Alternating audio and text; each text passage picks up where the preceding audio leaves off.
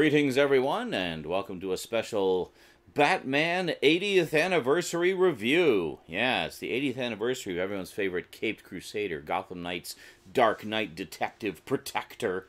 And, well, to celebrate, I'm going to be watching a heck of a lot of Batman stuff. In fact, I've been watching a heck of a lot of Batman stuff, and I thought it was about time I started doing some videos about them. So, we are starting at the beginning with the original movie serial from 1943, starring Lewis Wilson as the Caped Crusader and Douglas Croft as his young ward, Dick Grayson, also known as Robin. So let's talk about it. The very first screen appearance of Batman, today on the Multimedia Chronicles.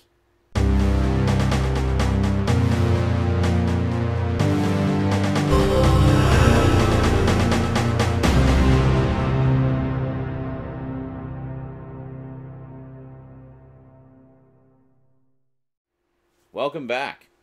So, one of the first things that's pretty notable about this serial is it debuted in July of 1943, which is only a hair over 4 years after Batman debuted in the comics. He, of course, debuted in Detective Comics number 27 from May 1939, so he's barely 4 years old, and he gets this big, high-profile movie serial.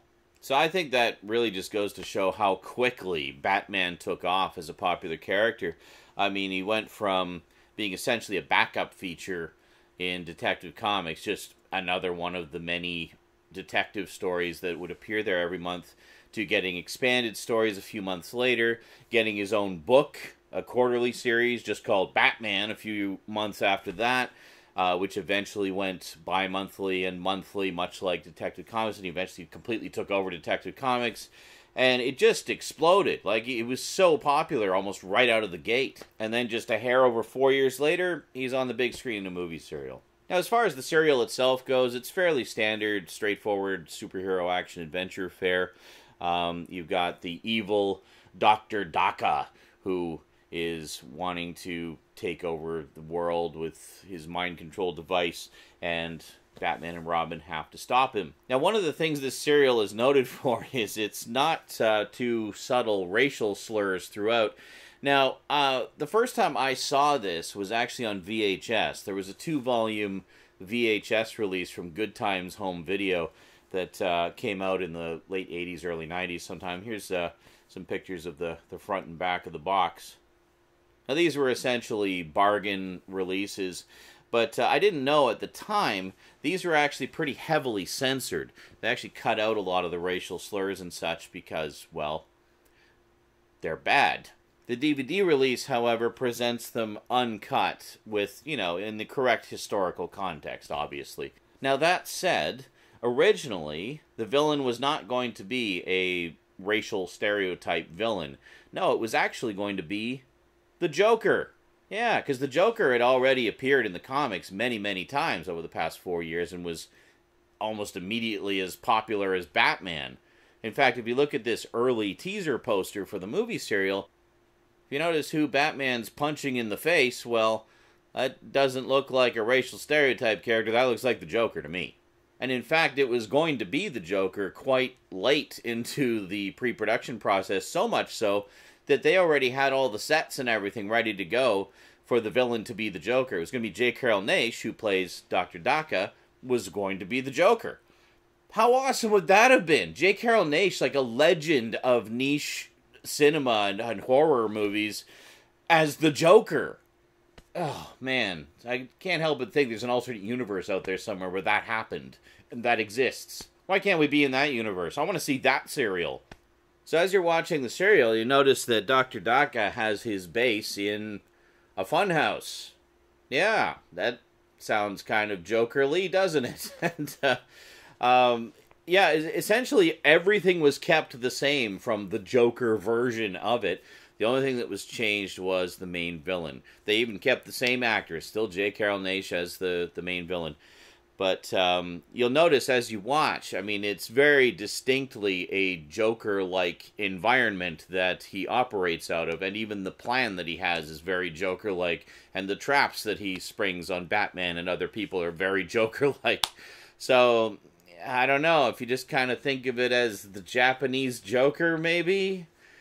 Kinda. Yeah, you can't really get past the fact that, well, essentially what happened was the studio put pressure on the producers to turn the villain into a racial stereotype because the US had just entered into World War II, so they were really starting to push the propaganda and whatnot in film and comics and everything else. So it is very much a product of that. So essentially, if we hadn't had World War II, we would have had the Joker in the original serial. Also worthy of note, speaking of the comics debuting shortly before the serial, the character of Alfred, at the time known as Alfred Beagle, had actually only just first appeared in the comics in Batman number 16 a few months before the serial came out.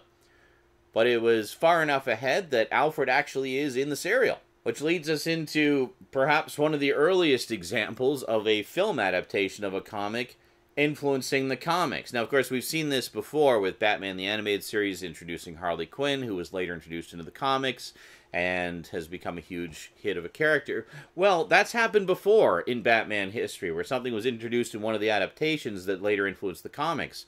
The earliest example of which being the 1943 serial.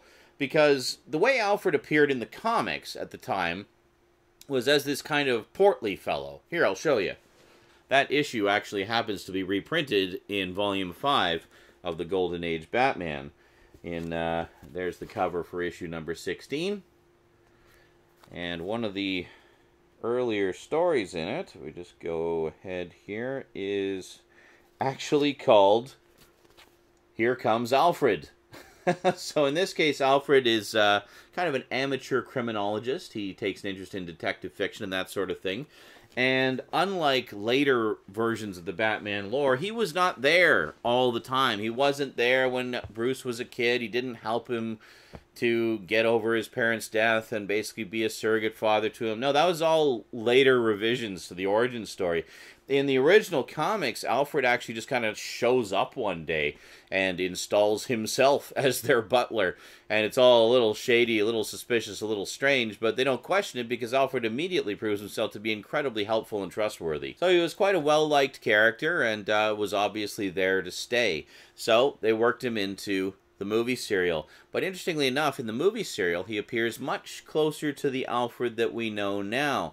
The tall, skinny, mustachioed Alfred.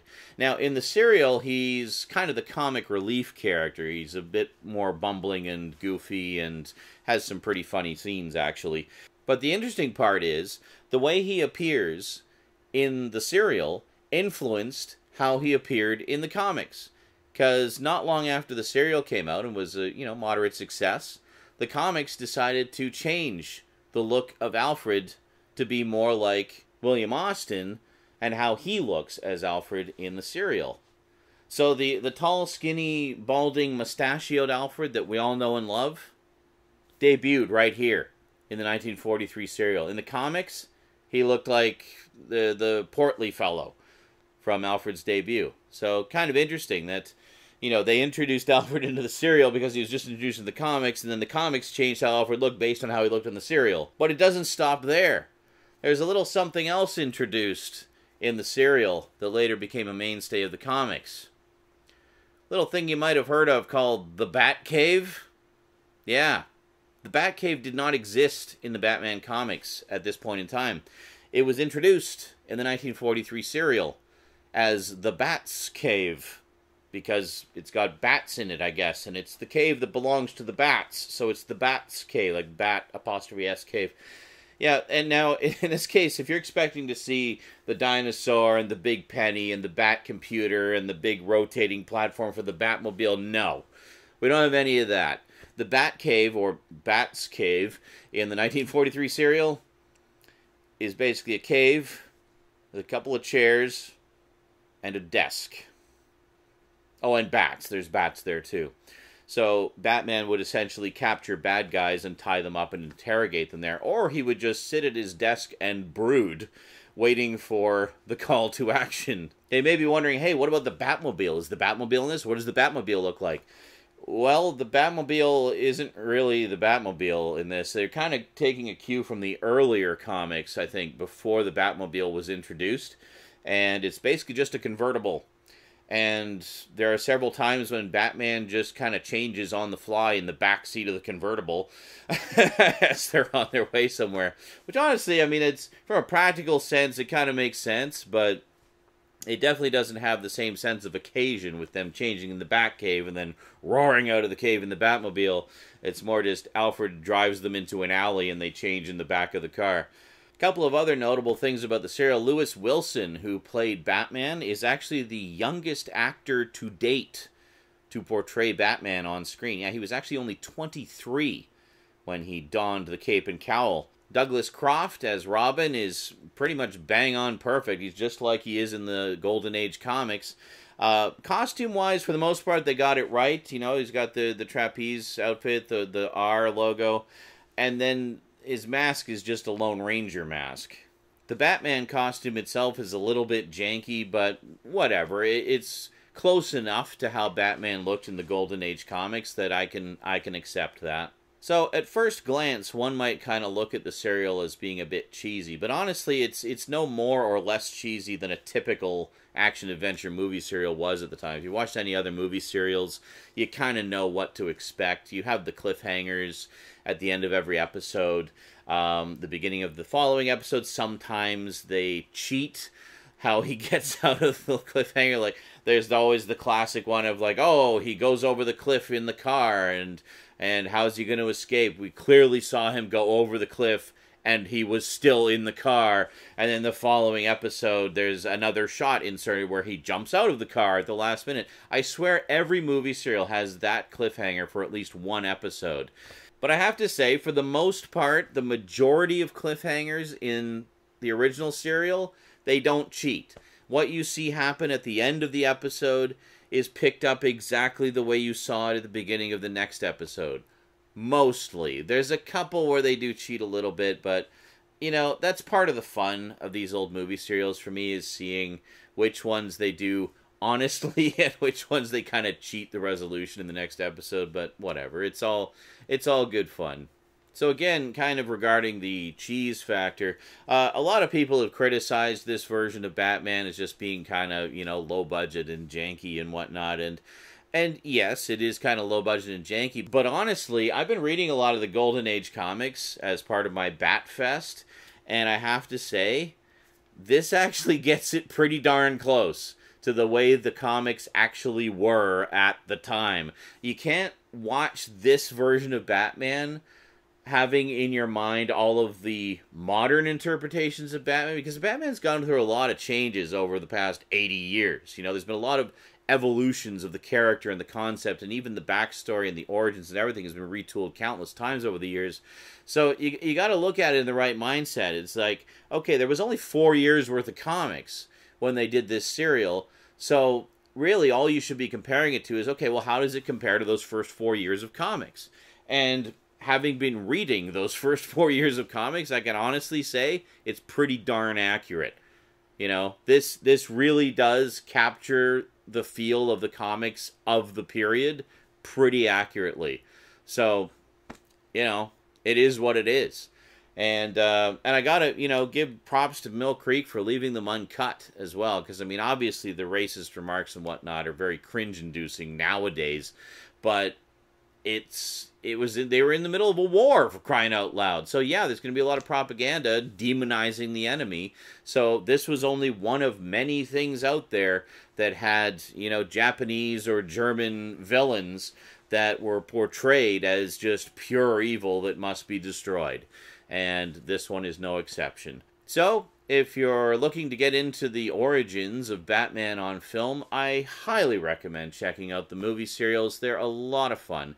I haven't actually rewatched the second one yet. I'm going to be doing that one in a little bit, and then I'll talk about that one in another video. But yeah, they're good fun. And if, like me, you just enjoy movie serials generally, definitely check it out. Because, I mean, the Batman ones are some of the best of the best. You know, it's good stuff. I rank them right up there with the Flash Gordon serials. I think they're a lot of fun, and certainly worth checking out for Bat fans.